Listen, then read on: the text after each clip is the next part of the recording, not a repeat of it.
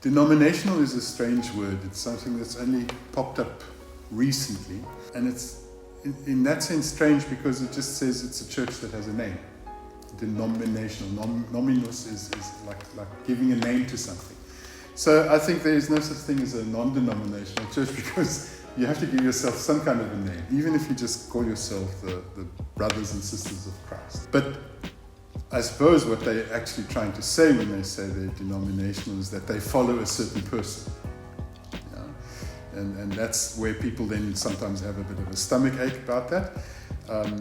Following a person instead of just worshipping God. But even that, we worship God in a specific way that comes from somewhere, that has been passed on to us from a person or a group of persons that had a certain name, like the Moravian Church or the Lutheran Church. And there we already now have a problem because it's a name. Luther is, of course, Lutheran means from Martin Luther.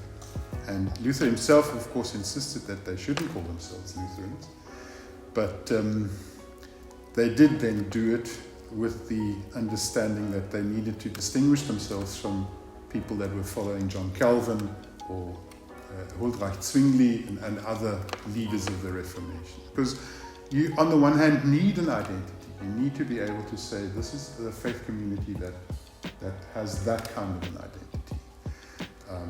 And I would suggest that the most important part of our identity is that we have a specific teaching. The ancient word for teaching is dogma, and that has also, unfortunately, got a bad rap. Most people say, don't be so dogmatic. It's actually just saying, what is your teaching? What are you teaching? And you can't be a Christian without teaching.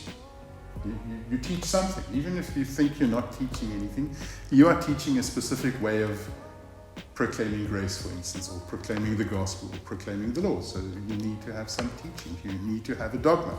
So I would prefer to speak not about denominational churches, but about confessional churches, because that would make it more clear what we're talking about. A group of people that follow a certain confession of faith has partly, has a tradition.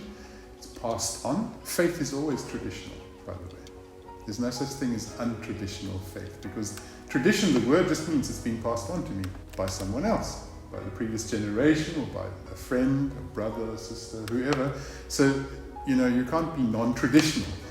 A lot of people nowadays, they just say traditional. You have to be, otherwise where do you get your teaching from? There is something that has been passed on to you and you develop it further.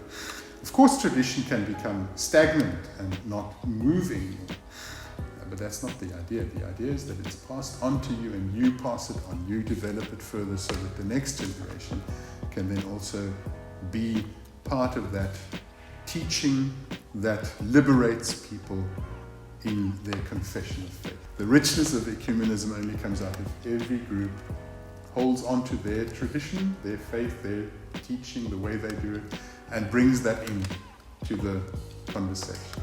Then it becomes rich and deep and meaningful.